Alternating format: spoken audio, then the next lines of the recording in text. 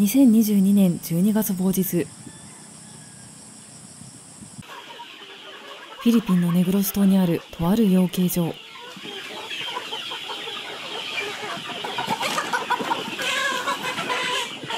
すごい簡単に捕まえるね。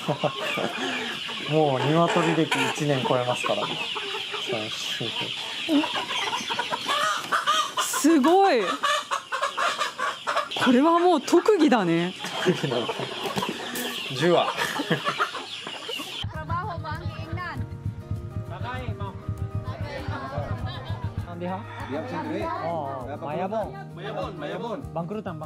Ako si Tao.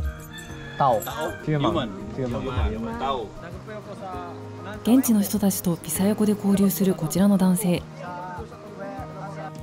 フィリピンのサトウキビ農家を支援するため、たった一人で養鶏事業を立ち上げた田尾慶太郎さん、通称田尾さんです。私の住むフィリピンのネグロス島では、様々なバックグラウンドを持つ日本人が活動しています。今回はその中でも異彩を放つ若干26歳の青年起業家のストーリーを追いました。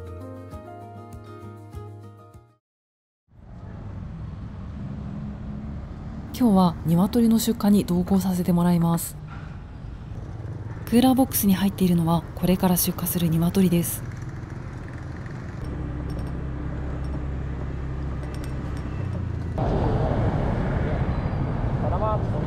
もう一個先の道ってことですよね。はい、そうかそうか。マップ上のポイントに着きましたが、依頼主のアパートが見当たりません。もう一個先の道にもない。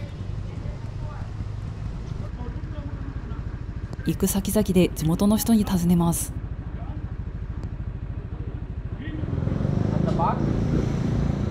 ここで依頼主と電話がつながりました。ようやく到着。マッピングの場所全然違う。ありえないぐらい。Google マップも当てにならない。フィリピンの田舎あるあるです。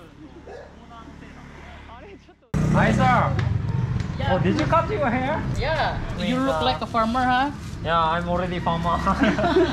Why did you decide to buy chicken from him? Because I believe Japanese people, they like very nature lover. I prefer organic. Yeah, organic food to prolong my life. タオさんの養鶏場はネグロスオリエンタル州の州都ドゥマゲテから約30キロ南に下ったザンボアンギータの町にあります。こうしてクーラーボックスをバイクにくくりつけてタオさん自ら納品しています。一気に出荷した数が一番多かった時って何羽ですか？今は35羽ですね。生きてる状態での出荷だった。はい、生きてる方がかさむんですか？そうですね。容量が大変でした。血液玉量的にドゥマゲテですか？はいです。一気に35羽直接お店に行ったんですか？そうですね。こんなものですって言って何時ぐらいに帰ってくるか。5時でまた来るわっつって。名刺があるんですか？名刺あります。3秒で作った。ザンボアンギータの農村にあるタオさんの養鶏場に来ました。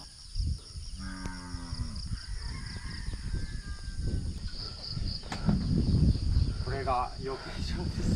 すごい。いい場所ですよね。すごくいい場所。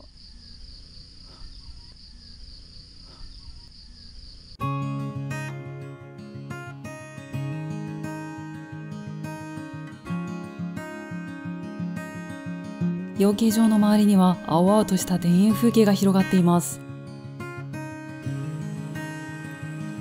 とてものどかなフィリピンの田舎ならではの景色です。これあれですね。月2500ペソです。800平方メーターだけ借りてます。ここのまだ全部使ってないんです。この小屋は建てたんですか？これ建てました。大工にお願いして。今1個建設中のやつがあっちに。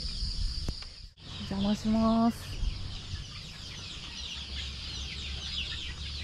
すごいたくさんいるひよこが。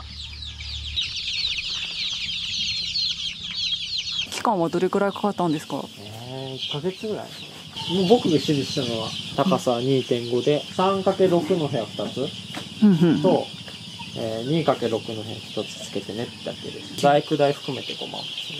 材料費も含めて。そうです。かなり安く抑えれてると思うんです、これは。まずこちらは生まれてから3週目までのひよこの小屋。こうして週齢ごとに区別されています。3週齢越すと結構死ななくなるんですよ。だってかなり温めないといけなくて。それは寒さで死んじゃうんですか？基本そうです。雨降るとやっぱり寒くなって死にやすいってことですか？っていうのを何度も繰り返しました。透明なやつ貼ってるじゃないですか。最初ここぐらい大丈夫だと思って貼ってなかったんですよ。あえて開けてたんですよね。日光が入るように。そしたらもうこっからバーって入って、台風の時とか。で、もうよく死ぬみたいな。太陽光を入れつつ、水を防ぐ方法はないものかって。だから透明の。電気を入れる予定なんですけど、電気で温める。そうです、そうです。自動で温度を一定にしてくれるみたいな。簡単にショッピーとかで決められるんで、そういうのにしたいけど、行政手続きがもう時間かかる。機械は手に入るけど、電気自体が。そうです、そうです。電気なしでなんとか、ランタン使って、ライトも必要なんで、これ家で充電して。電気来ればこういう手間とかもなくなるんですけど、この保温シートとかも、最近導入してこれ、つけてからまだ1週間ぐらいなんですけど、多分、このカバーかなり効果良さそう。まだちょっと追わないとわかんないですけど、10% ぐらい抑えるんじゃないかな。今多分 25% ぐらい死ぬんですよね。25%。カバーしてない時は。現地の行政に電気を依頼してすでに3ヶ月が経過。未だ電気が届く気配はありません。フィリピンの田舎では行政の動きの遅さもビジネスの障壁になります。そんな中でもタオさんは試行錯誤を繰り返し、ひよこの死亡率も徐々に下がってきているそうです。こちらは高校生アルバイトのレイモンドさん。毎日朝昼晩、水とランタンの交換などを担当しています。もう一人のアルバイトのズンビさん。毎朝の餌やり担当です。いや、ほんと2人めっちゃよく働いてくれる。2人が入って1ヶ月ぐらいかな、今。めっちゃ楽になった。これは最初は全部一人で。最初全部一人でやってましたね。もみ殻入っちゃってるから、それを取って、もう食べやすくしてくれて。やんなくても大丈夫だよって言ってるけど、やってくれて。自発的に。ありがてえ。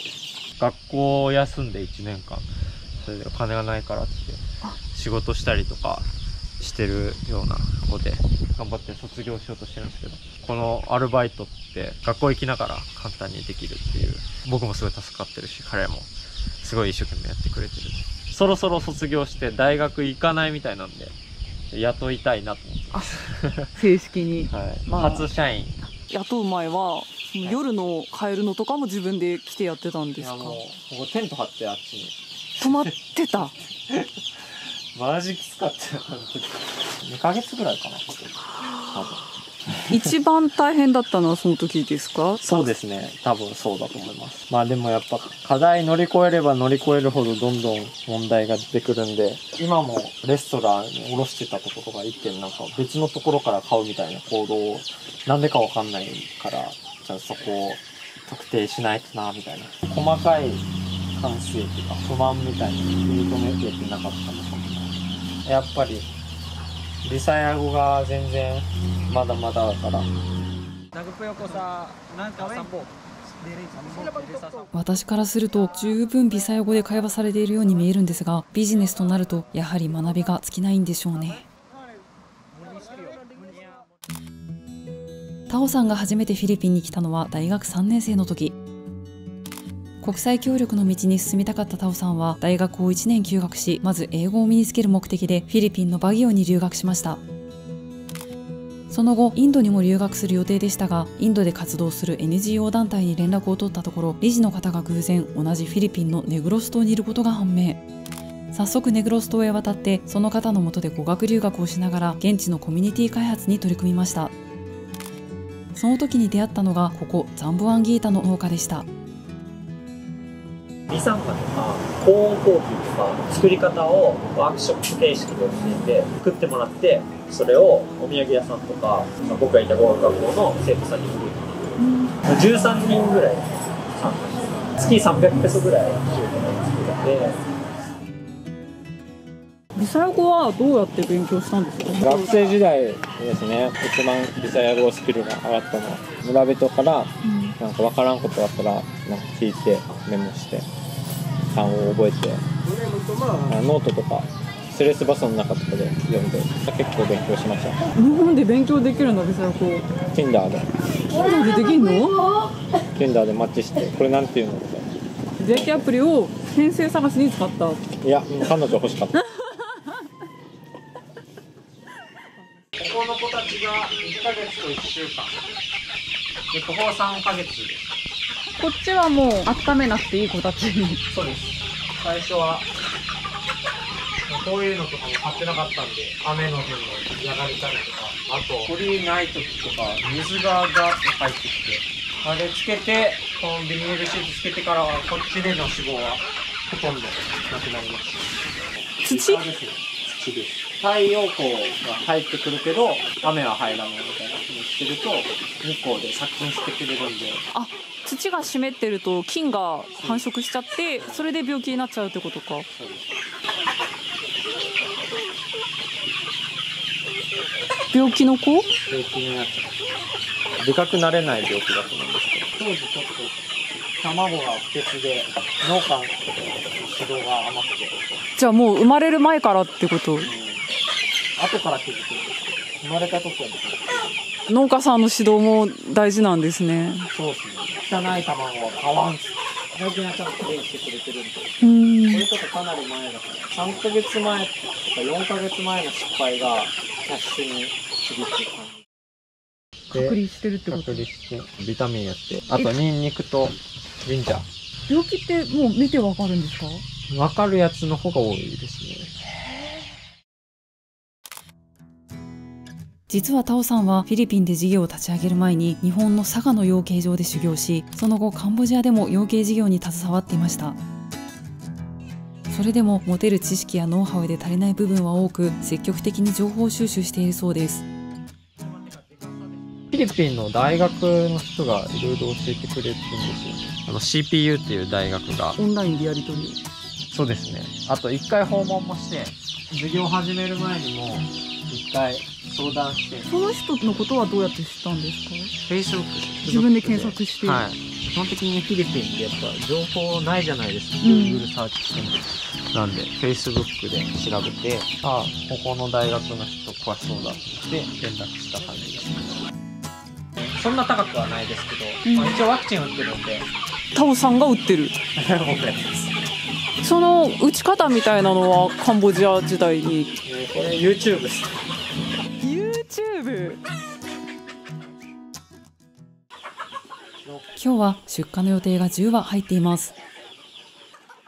大きさが十分な鶏を見繕って捕まえていきます。あ、全然 OK だ。キロ250ペソで、ドレスにした段階で1キロ以上で売りたいんです。できれば賞を取ると200グラムぐらい減るんで、この段階で 1.2 以上あれば OK って感じです。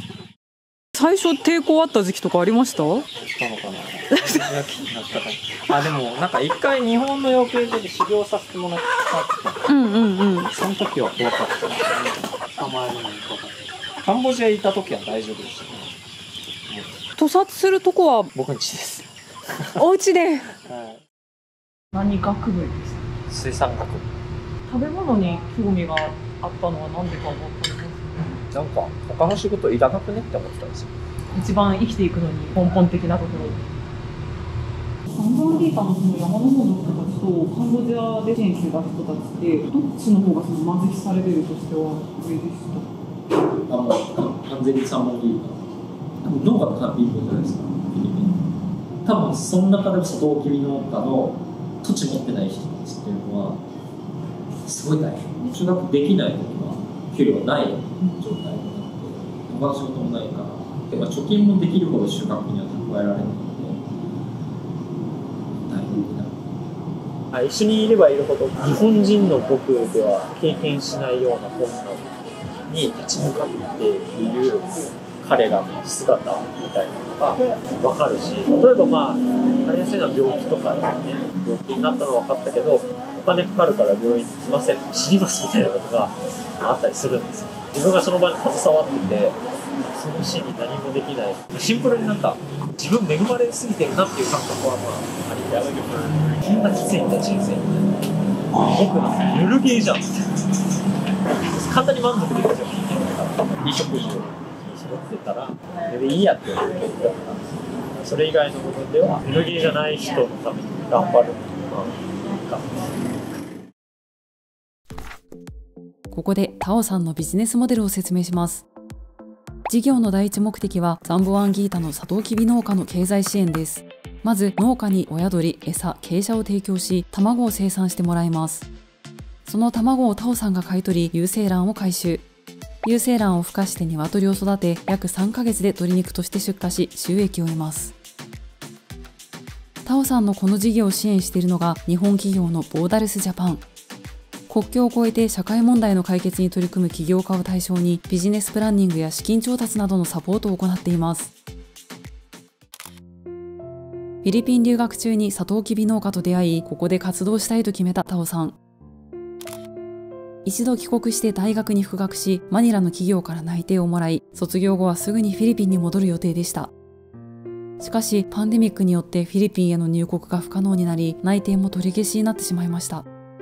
そんな中でも現地での起業のビジョンを持ち続けていたタオさんは SNS でボーダレスジャパンのことを知って応募。新卒社員として入社し、まず日本での事業で経験を積み、それからフィリピンでの事業をプランニング。入社2年目の2月にプランが完成し、まず佐賀の養鶏場で修行、その後カンボジアの養鶏事業に6ヶ月にわたって従事。そしてついにフィリピンが開国し、2022年2月、ようやくフィリピンに戻ってこれました。すでにかなりしっかり運営されているように見えますが、実はまだ立ち上がって数ヶ月しか経っていないんですね。まず村行きましたね。養鶏できるか確認しました。で、できないってなって。村でできないってなった最大の理由は土地がない。鶏100羽とかだったらいるんですよ。最低でも。しっかり毎月収入を作ろうと思ったら、それを実現するのが彼らの土地だと無理だったって感じです。モデル変えないといけないと思って、ひよこ販売をしたっていうのがまず僕の第一失敗で、マーケット調査ほぼしなかったんですよ。買った人がそのままひよこ生産に回るみたいな市場だったから、どんどん先もそれになるなって。150羽とかぐらい売れるところまで持ってったけども、ここから先伸ばせないと思ってリモデルです。今のモデル。その時はもうかなりしっかり調査しました。マーケットも。あとボーダレスのスペシャリストみたいな人に相談しながら。黒字化が1000羽ぐらいみたいなの計算で分かるので、それまでは、ネグロス内でもありそうだねみたいな判断ができたので、8月に開始。値段が低い自撮り。すごい適当なこと言っていいのか分かんないけど、トライシクルの形とも違うじゃないですか。ネグロスのトライシクルって一番合理的だなと思って、たくさん上にも荷物つけれるし、後ろもそこにも荷物つけれるし、人をたくさん乗れるし、こういう精神なんですか。設備とか資源とかを投資してクオリティの高いものを高く売るっていうよりは、できるだけ安く換算効率よく売るみたいな。でももちろんネグロスの人もフィリピンの人も自撮りの方が美味しいっていう認識はある。ちょっと年上の人たちはなんかブロイラーの系の薬品の味がする。分かる人は自撮りを好む。そうですね。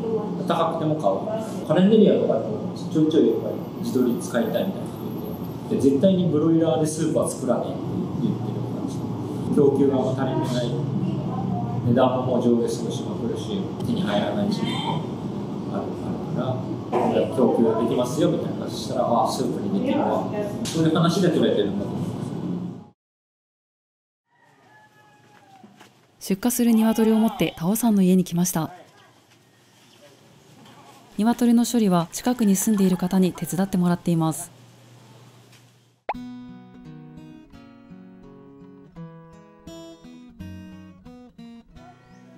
まず頸動脈を切って鶏を締めます。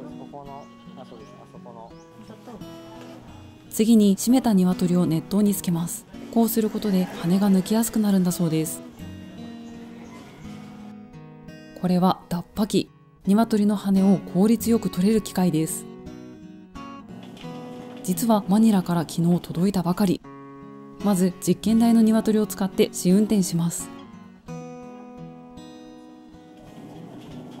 あまり回しすぎると肉が傷ついてしまうので、様子を見ながら慎重に回していきます。うまくいったみたいですね。少し残っている毛も手作業で丁寧に取り除いていきます。1は羽むしるのに僕だけでやったら30分ぐらいかかる。彼はもっと早いですけど10分ぐらい。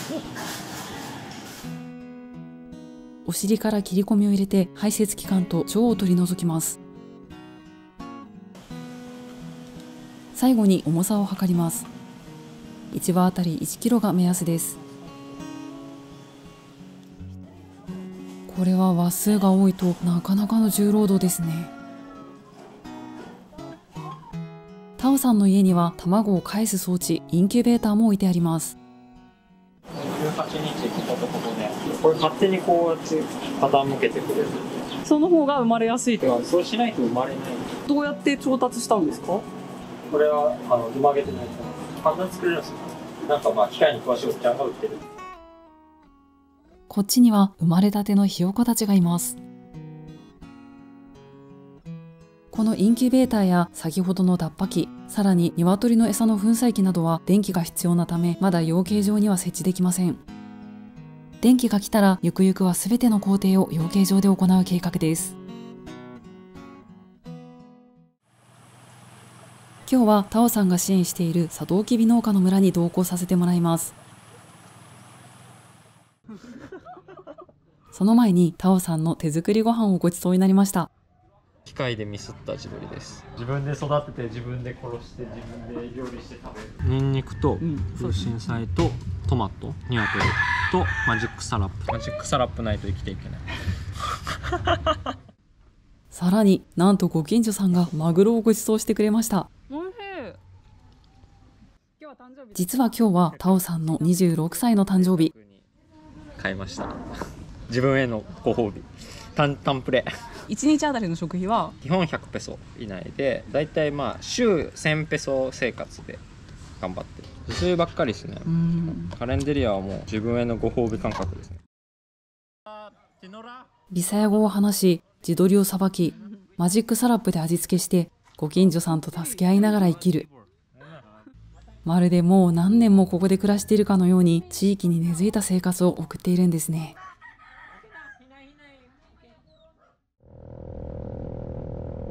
サトウキビ農家のある村へはハバルハバルというフィリピンのバイクタクシーで向かいます。村までの道はものすごいオフロードで、運転に慣れているタオさんと違い、私はとても自力ではたどり着けないためです。険しい山道を走ること約30分、村に到着しました。すごいサトウキビがたくさん。めっちゃ綺麗なんですよ、景色。初めて来た時、こんなとこフィリピンにあるみたいな。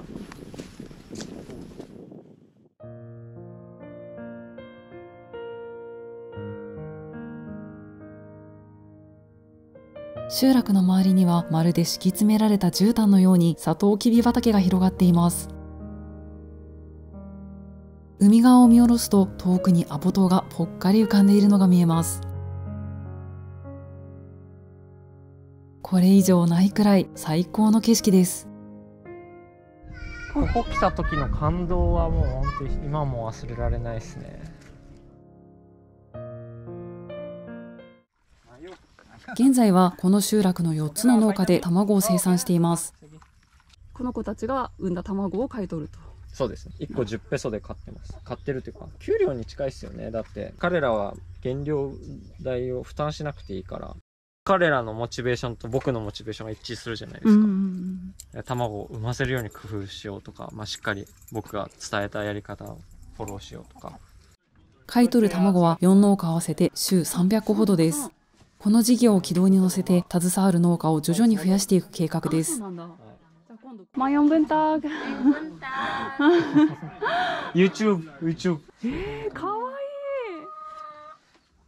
ターンがあるって確約できてない状況の時からあなたたちがやってくれることなら信じてやるわみたいなやってくれてずっと信頼してる農家なんですよ。この農家さんめっちゃ夫婦揃って几帳面で餌とかもなんか綺麗に積まれてて、僕の方が雑トウモロコシとサトウキビがまあ2大主要。トウモロコシは安いから売っても自分たちで食べるのが主で。木だね。うん、この皮チョップチョップして食べるんだ。うん、これも豚よ。カンコン、あっちに学校あるんですよ。小学校ね。小学校に通うのはそんな大変じゃないのか。そうそう、中学からが中学から結構距離遠くてきつくなるっていう。通うこと自体が辛い。ハバルハバルで多分1回100ペソとか、あとボーディングハウスとか親戚の家が学校の近くにあるとか、じゃあでもそういう環境がない子はなかなかかなりきついですね。小卒が多くなるんだね。そうですね。今日初めてここに来た私でも彼らがいかにつつましい生活を送っているかよくわかります。でもここにいる人たちからは悲壮感や惨めさといった要素は全く感じられません。こういうなんか不幸なところばっかりこう話すとめっちゃきつそうって思うけど、多分実際に見るとそういう感覚にはならない。誇りを持ってたって一生懸命生きてる人たちだから、なんかそこにたくましさみたいなのを感じ、それを受け入れてわきまえて生活しようとか、すごい尊敬してます。最初アルセニアのところでも鶏やろうと思ってて、いざ始めるってなった時にジュディスの弟入院して、でも仕事できなくなっちゃったんですよ。生きる糧がないから鶏やりたいみたいな時に、アルセニア私はいいのって言って譲ってくれて、成人のアルセニア、ここにいる人たちはなんかすごい貧乏なのに成人なんですよっていうのがなんかすごい大好きですよ。余計なくつよ。マヨ、ネクスタイム80。トモ君のこと信頼してるんだよね、それはね。そんなやついないの。僕はこの村に固執してここってそこでできることを前提にプランニングしたんだもんね。僕は多分社会課題解決ってところにまだ目がいってない。社会課題っていうよりは好きな人たちを助けたい。こんな海外の山奥でそこまで思える人に出会えるっていうのはすごいね。ありがたいですね。めっちゃいい人たちなんですよ。こんななんか大変な仕事毎日して、それでなんかあの生活してるのに不平不満も言わない人たち。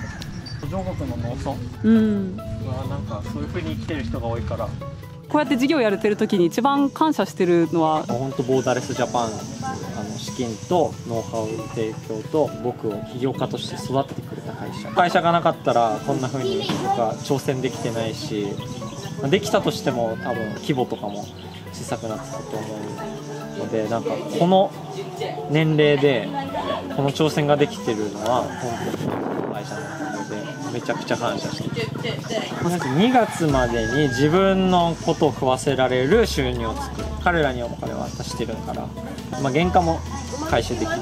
中長期目標としてはどんな感じですか？まずは今の事業で利益を生み出せて、その次の事業に持っていけるところまで26歳のうちにそこまで持っていきたいと。そしたら人とかも入れてその人に任せて、で次僕はまた新しいことできる。